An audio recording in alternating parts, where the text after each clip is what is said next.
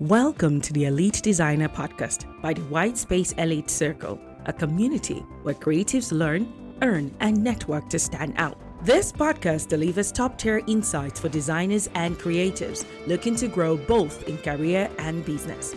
Join our host, Oluwafemi Akingbola, and a lineup of brilliant creative minds as they share real-world experiences, proven strategies, and powerful tips to thrive in this ever-evolving industry. Creative people, elite designers from all over Africa, all over Nigeria. This is another beautiful episode with Mo. Well, she loves to be called Mo, Morenike, long form. And I'll just let her, talk about herself. And she's here. You can see her. She's going to make her own introduction herself. But in today's episode, before she does that, we are going to be talking about brand alchemy. Well, we have the webinar in some couple of days and she'll be speaking powerfully. And this podcast is just to sustain you before and even after the webinar. So just grab your cup of coffee and, let's get started. So brand alchemy it is, and we're diving right in right away. So Mo, can you just tell us about yourself? And when I mean tell us about yourself, I mean your story, where you were coming from, where you are now, where you want to be, and, the things that got you into the creative space. Yeah. Okay, so my name is Morenike Olaolu Elizabeth, and short for Mo. That's how the Mo came about, just so you know. And I'm the creative director of the Bamboo Agency. So I studied international relations and diplomacy in Bowen University. And I know that you're wondering, how does international relations correlate with design or whatever this is? Oh, well, I don't know myself. I just found myself here. And how I started my journey was in 2020, where I just had my sister was focused on makeup. So I just wanted to help her out. So I told her to start a design challenge, a 10-day design challenge. And she was so scared to start because she didn't have ideas on what to do. And I was like, okay, I'll help you come up with this concept and also help you edit the videos for you to post consistently. And it was a really rough part for me, but I was able to, I realized then and there that I actually had passion for creating stuff. And there I decided that, okay, how about I delve into video editing? However, I realized shortly that I did not have all these tools for that. And I decided that, let me start with something that I have. I had a HP laptop that I could start with. So I started learning how to design. And that's how this beautiful journey started. I know I'm not where I want to be. However, the journey is so far and wide. And what I imagine for myself is so big. I know that I really want to be way bigger than what I currently am. But that's a little bit about Morenike. Thank you. Oh, wow. Super amazing. So that's Mo. You've met Mo. And one thing I can glean out from this story is that everybody's a creative. Remember, one of the very first things that we used to say when the business was still Femola Carado Design, and we still say that till now, is that everyone is a designer. But I think I can recraft it to say everyone is a creative. Everyone can create, right? So she came from international relations and diplomacy into the creative space, and she's doing marvelous exploits. So without further ado, let's jump into today's topic. And it's brand alchemy, right? Brand alchemy. In the Whitespace Elite Circle, the community part of the Whitespace Creativerse, we love doing very beautiful podcasts with deep names. The last one was Design Refraction, and now we are here with brand alchemy. And, we just decided that, we just thought about it. What can we use to describe conjoining things together to give life onto something? Yeah. And, we just had that alchemy thing. So brand alchemy, as the name implies. So conjuring, life into a brand, or bringing, raw materials together to form a brand story, to form a brand. So I'm going to be throwing forth the first question. And the first question is, what is branding? I know that's the very first question everybody expects us to throw out, and I'm just going to do exactly that. Yeah. So what is branding? Okay. Simply put, branding is the experiences that we get to feel with your brand. That's, in a short way, that's how I put branding. So it's basically how the people experience and remember your business. For short. Right. For short, how people experience and remember your business, or you yourself. So I think I can glean out two words from that. Experience and remember. Experience and remember. Before we even dive deep into this, there was one time I was, really, really researching into branding, and I was like, okay, what really makes a good brand? And the truth is, there are a lot of things that make a good brand. Do you know that smell makes a good brand? Just imagine you enter a space and there's just this weird guy that just enters this place with a stench, like a body odor. The truth is, when you see him next, you would remember him by the smell. In fact, the sense of smell, let me put it that way, is one of the most powerful ways that you can remember an experience. Back then when I was growing up, anytime we went to an eatery and I entered Mr. Biggs, it's by the smell of the meat pie. Even if it's smelling outside Mr. Biggs, I think about Mr. Biggs because that smell is important. Yeah, so it gave me an experience, right? So just as she has said, it is what people remember you by. Basically how people experience and remember you or your business. So Mo, we've gotten to the part of misconceptions. We've spoken about what branding is. And the very first question I'm going to ask you is, what is the biggest misconception that you think people have when they hear the word branding? Okay. So for me, the biggest misconception when people hear branding is them misinterpreting branding or brand identity for visual identity. Visual identity is how your brand looks. It's your logo, your brand color, typography. And I feel like that is not what the brand identity is or branding is. And a lot of people misinterpret that for branding. Okay, so brand identity is different from visual identity.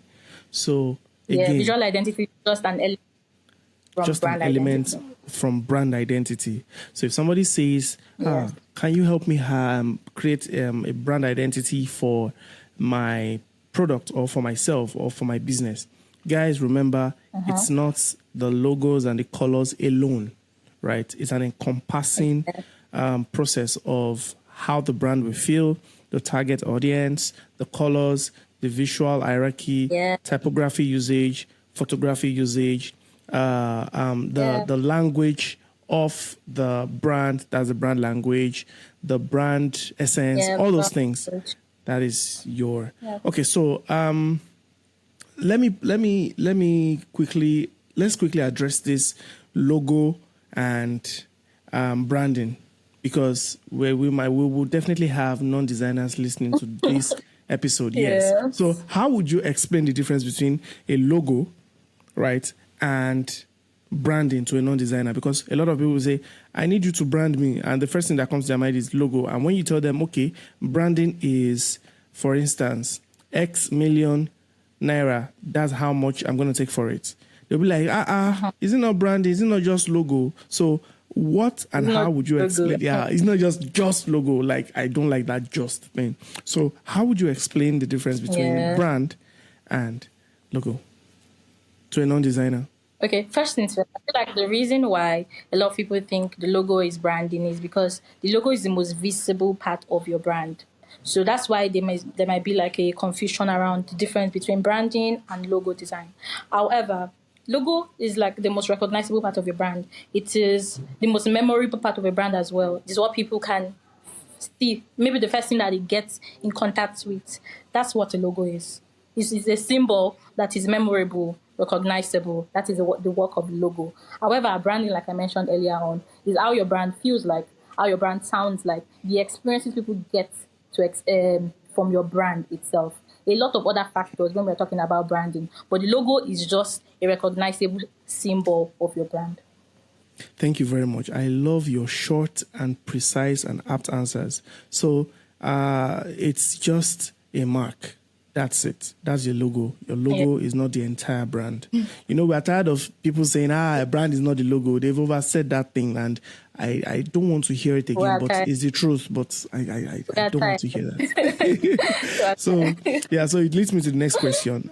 But I think you already inadvertently answered the next question that says that why do so many businesses stop at creating a logo and think they are branded? It's just because that's the first thing people see. It's the mark, and they Yes, it's think the that most part of your brand. one of the most visible parts of the business, or of yourself. So, so one very crucial question, because some people think otherwise, but I have a school of thought. Can a business, right, survive with just logo, but no clear branding? Remember, survive is the main word. Can they survive? I just have a logo, but I don't have a clear branding. Is it possible? I believe that every business can thrive without branding. That's a very clear statement. However, you are now left to compete based off of your price. You are left to compete based off of the convenience that you bring to the table and all of those things. So we're not factoring the fact that, I like this brand for so reason. We're going to be looking, okay, which one is the cheaper alternative? Which one is closer to my house? That is what you have left your brand to become. What is most convenient, what is most affordable, and all of that. So now people are not purchasing from you because they have a personal experience with your brand. And that is what it is. So your business can thrive without any of this, of course. But your business is also very volatile. So yeah, that's that. So your business can just thrive with with logos and visual identity. That's all. But your business will not survive without branding. Your business will just be left on the ordinary. Okay, let's get this because it's comfortable, it's closer. Not, I want to get this because the experience is beautiful. The experience is memorable, right? So, yeah. And yes, we've also answered the role that branding or brand plays memorability. And it plays the role of, longevity in a business, right? So, okay, so let me just, go down to probably the next, I just want this to be very fast. And so one of the questions is that what are the common mistakes, right, that people make when they are probably building visual identities, or let me say when they are designing a logo for their business? Like one or two of the common mistakes that people make. The common mistake. Okay, so one of the most common mistakes, one is a very interesting topic for me. One of the most common mistakes is making your logo. I don't know if you're talking about logo, the visual identity, or just or branding entirely. But for visual identity, I'll talk about one element, which is the logo design. Making your logo too literal. Number two, people are not daring enough. So now for food brand, we know that yellow are mostly used for food brands, and it's a great thing that people already acknowledge this. I feel like because we are following the norm too much, someone might even want to say, okay, Ajoke eats, or Ashake something that just correlates with the type of brand that it is. So your logo is too literal. The name of your brand does not have any defined meaning aside from what you are currently serving. You do not consider the fact that your brand can change or can adapt to a lot of other things in the next 5-10 years. So these are the common mistakes I feel like people make with visual identity in general. So people don't think long term when they are naming their businesses. So like you said, too literal. Ajoke, it's Sheon Designs, Sheon Cooks, Sheon Designs. If you check the naming convention in Whitespace Elite Circle and Whitespace Creativeverse, because the creative industry is, very, very, like, how do I put it now? You can't exhaust it, inexhaustible, right? We have a lot of, things from coding to writing codes to building apps to designs to animations to 3D, website design, whatever it is. Whitespace Creativeverse will never be limited by the name. It is Whitespace Creativeverse. Yes, it's not Whitespace Designs. For example, your agency cannot be, boxed, right? Because that word agency alone is all encompassing. So it is very important to know that as much as you still want to serve the things that you still want people to know you by the things that you are serving them, also don't be too literal. What about the place of being too literal in the visual elements like your logo? For example, some people will tell you that because I sell food, there must be an element of food in my logo. Or because I make designs, there must be an element of design. Because I do one thing, there must be an element of that thing in what I'm doing. So how do you design visual identity for this kind of things? You know, if a customer is saying I must have those things, yeah. Okay, so first things first, before any project is even started, you have to have conversations with this person. So you have like an idea on who you are talking with or who you are about to work with. So if you know that this person is not willing to bend to whatever, or you guys cannot work or collaborate together, you can decide to take your L, or maybe you just want to make the money fast and quick good for you. However, there are three things I like you to focus on whenever you're creating for businesses or for yourself or people, rather, individuals. Number one, your own ideas. What do you think is good for this business? Number two, the business owner's point of view. What do you think is great for their businesses, for their business? And lastly, the consumer. What the consumers actually need. So now, if you have been able to, if you can fit all of this into your answer or the solution rather into all of this, great for you. If you want to make it literal and that's what the client wants and it's not going to affect the business, no problem. But if it is going to affect the business, it's going to affect them long term, then you can advise otherwise. Or you can choose not to work with such businesses. Yes, because there are some projects you should just not work with to preserve your own brand and your reputation. Let them, yes. Let them meet people that will work on it for them. Okay, so speaking about this, category of clients, I mean, small businesses. So the question is that how can they, evolve with a limited budget, or let me put it this way. For a small business, right, how can they invest in branding with a small budget? Do they just go with logo, or do they just, find that money and just, I'm going all in for this branding? So how can they do that? Okay, so one way you can do this, I don't always believe that when you start, you have everything figured out. That's a very big lie. One thing you can do is, do you understand your brand, who you are selling to, your product, all of that? If you don't understand any of these things, you cannot even start any branding. You cannot reach out to any designer or agency to work with you. You yourself personally, you have to understand every of these things. Then maybe reach out to one designer to help you with the littlest things like the visual identity that I've mentioned earlier on. As long as you know what your brand is selling, who they are targeting, your brand purpose, and all of that, yes. Then you are good to go. Then maybe you can have one logo that someone creates for you and everything. You can eventually evolve moving forward as long as there are some things that are already existing, very necessary things that are already existing, like all the things I've earlier stated.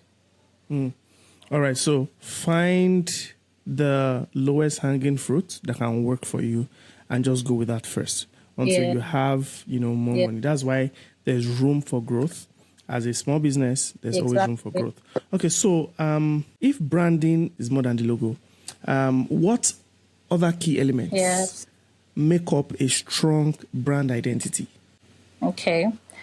Some key elements that I like to work with. Number one is the visual identity, which I mentioned is the face of the brand. And that consists of the logo, colors, typography, visual assets, and all of that good stuff. Then we have the visual language, how the brand sounds like, the tone of voice, messaging, and all of that. Then we have the brand strategy. Brand strategy is basically the purpose of the brand, the positioning, the brand values, and all of that good stuff. Then we have the customer's experience, how the people, the consumers interact with your brand, with the individual, and all of that. So yes, these are like the key things that top of mind, things that a brand needs, or like brand identity, what is essential for the brand identity. Yes, and I haven't heard that people, you need to understand that branding is not your visual identity. Again, it's been oversaid, and I'm gonna say it again.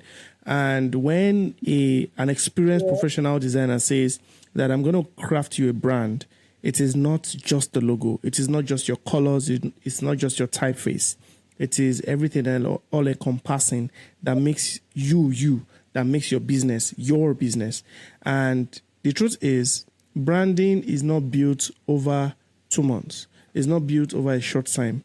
It's a lifetime thing. And of course, my own summary of branding is is your reputation building.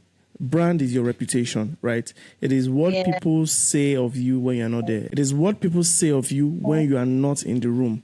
Morenike is this, Morenike is that, Femi is this, Femi is that. That is branding.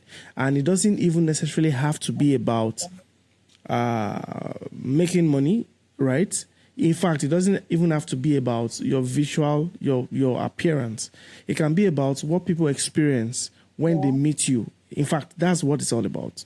And then the other things that are visual then comes with it. If Femi if Femi talks too much, or Femi,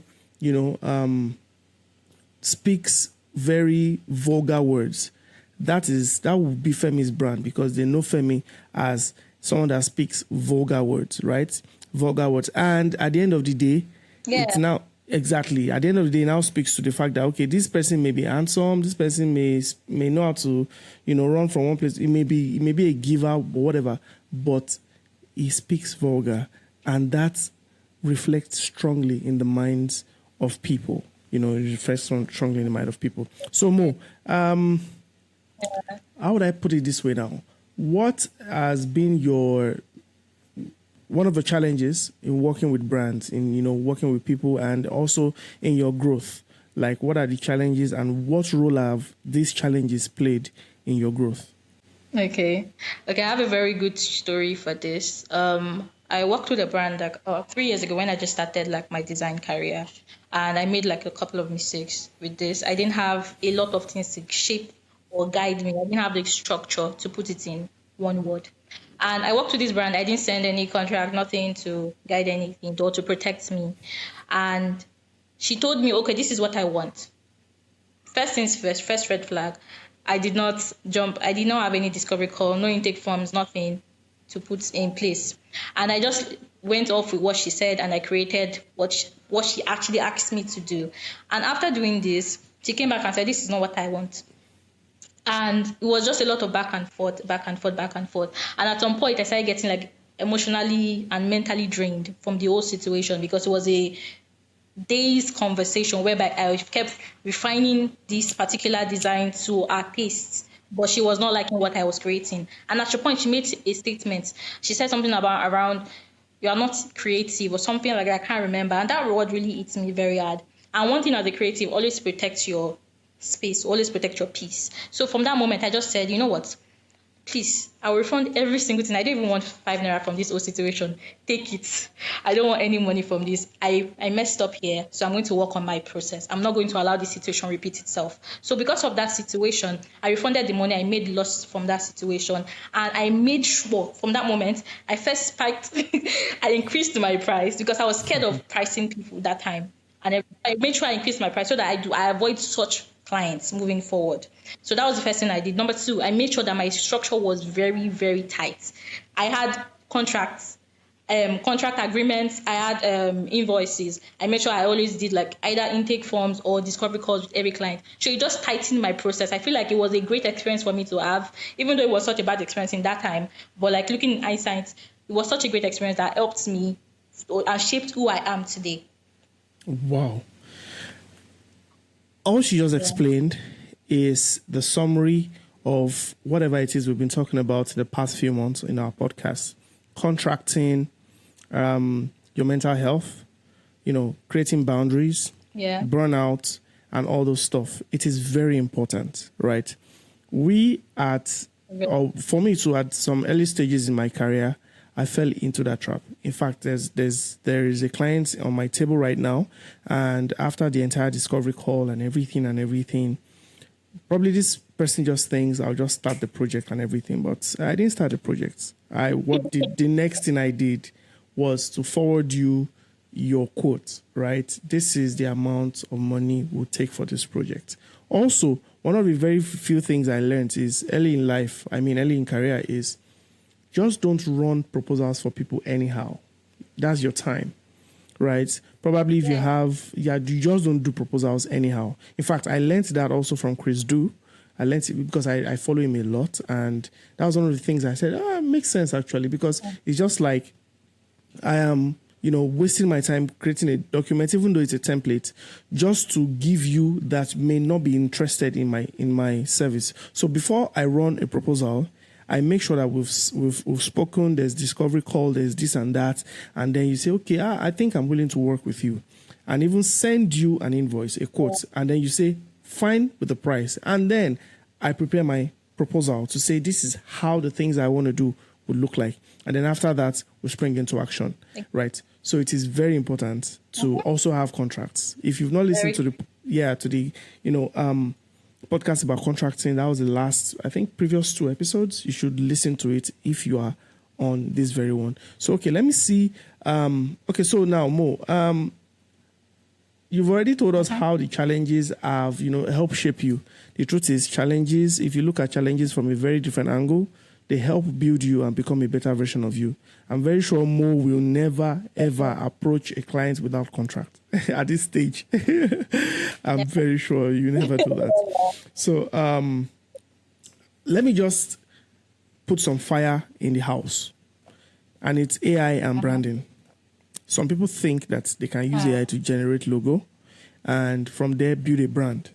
So what's your take on it? That will designers lose their job with the advent of AI? So what do you think? Okay. AI can do the basic, create logos. You can do things here and there to aid our system or our process. However, AI cannot create meaning. And as opposed to a lot of people's belief that AI is coming to steal your job, I feel like AI is coming to aid your job. And if you see it from that perspective, it is going to help your business go far and wide. From the beginning or the inception of when they started this AI conversation, I have been friendly to understand what it is about and how it can help my business instead of how it can take away from me or any of that. So AI is here to aid us or help us rather to scale or to become better. Do you understand what I mean? So I don't believe that AI is here to steal from anybody because AI can definitely not create meaning. Human beings are very creative. Our minds are capable of creating a lot of things. And AI is capable of stealing some of the things that we're creating, but it cannot steal things from us. I don't know if that makes sense. If we are open to globalization or transformation, then obviously AI cannot steal anything from you. But if you want to do things the same way over and over for years to come, definitely you are going to be swept away on the carpet.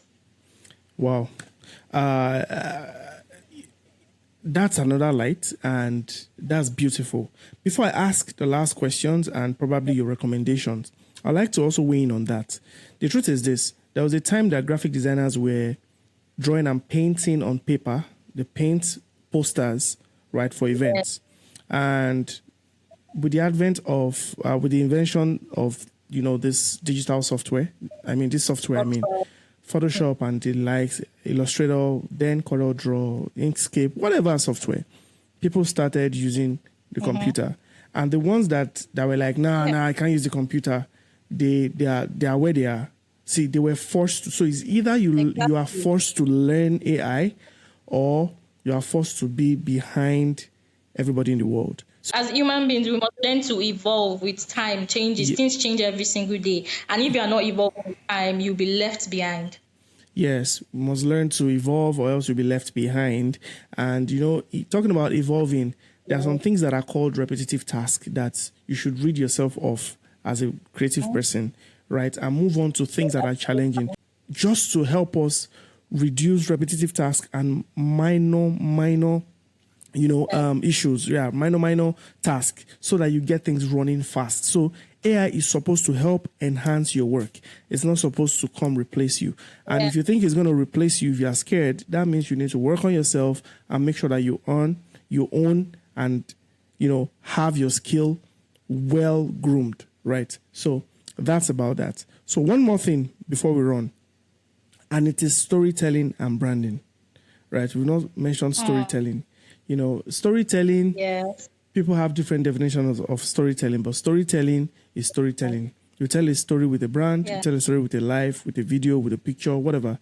And, I was watching a podcast like this on YouTube, and Seth Godin was saying something else about storytelling. And I was like, this man, his mind is so storytelling is important. but not everybody know how to tell a story. But also, storytelling is simple, but it's also complex at the same time. So how important is storytelling in branding, and how do you tell stories with your brand? Like, those are the questions I'm throwing out to you now, Mo. How important is storytelling in branding, and how do you tell stories with your brand?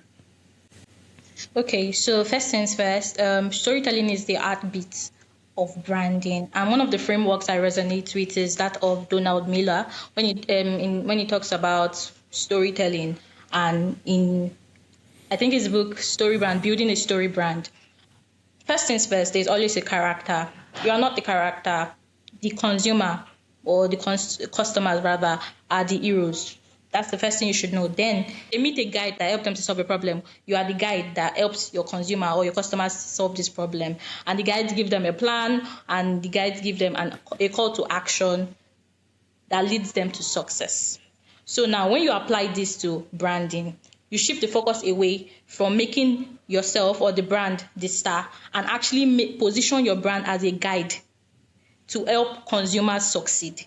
When you are able to mix all of this together, we have a lot of things that we have mentioned about branding and how we are different parts of branding. When you have the ability to be able to connect all of this together, you have to carry out research for you to be able to be a good storyteller. As opposed to a lot of people, it does not just come to you. You have to be a good researcher, and your ability to make something out of your research, make your research make sense, connect the dots together, is your ability to create a good story, using a great story in branding. Thank you very much. So, ability to create a great story in branding. And one of the ways to create a great story in branding is make sure you have a start point and an end point. And between the start point and end point, there is an experience your customers would have. Right, that's why people, have promos. They will do promos. Some people will say, "Scratch and win." For example, the Coke campaign then that had people's names on the bottles, and they will say, "Buy this bottle." That has an entire story, and they created ads for that. And when we're talking about storytelling, it's even more tilted towards marketing. You are telling a story. And if don't be shocked that some people don't have Instagram handles or social media presence, and they are cashing out. Why? Because they know how to tell stories. It's not everybody on social media that is making money. Yeah. So, and storytelling, maybe part of it, maybe your short reels and stuff, but storytelling is an all-encompassing part of branding and marketing. And it's important as creative guys to be able to tell stories. For instance, every month we tell stories with, we told a story with this brand Alchemy. We started from the beginning of the month, and we're like, okay, we want to walk you through the entire month to make you understand what branding is. To what end? To the webinar, to the end, so that you would understand. And then from one part to the other, you join the community, and we help you grow, and you become more comfortable and convenient and confident in what skill you have or possess. So storytelling, there's no like straight jacketed, formula to say, okay, this is the story you must tell, but let it come to you naturally, and strategically work that story in order to serve the hero, which in this time is your customer. So Mo, before we call it a wrap, what final advice do you want to give to graphic designers, entrepreneurs, creative guys that are confusing branding with logo? What advice do you want to give them? And, what insights do you have for people? Okay. So I think one thing I would like to say is your logo can obviously open the door. Like I mentioned, it's the most visible part of your brand. So your logos can open the door. Your visual identity can open the door. But your brand experience, your brand identity is what keeps you in the room. So I need you to think beyond just creating logos, creating colors, doing all of that good stuff, and focus on creating an experience, creating a feeling that will make people even want to act differently because of you or because of your brand. So yes, that's the last advice I would like to give regarding branding. Thank you so much. Thank you very much, Mo, for joining us in the studio this time. And yes, just to add to what she said, it's important that that branding is what keeps you in the room. Branding is what keeps you in the room. whether you are an individual, whether you're a business, what experience can people remember from interacting with you? That is your brand. Remember that brand is your reputation, and brand is what you create over time by using words, by using actions, by using, visual elements, by using smell, right? All the physical senses, by using touch, right? Branding is important. Anything you do. If you are a singer, let them tell you that your voice is, let it be distinct, that your voice is, describable. Oh, it has a high pitch and sings sonorously.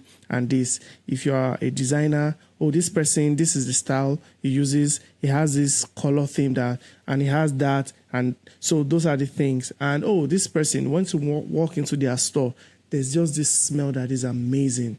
Those are the things. I mean, little things. Branding is in the little things. So thank you guys for joining us again on this beautiful podcast episode. Mo, thank you very much for your time. Thank you for sharing your knowledge and your thoughts with us on branding.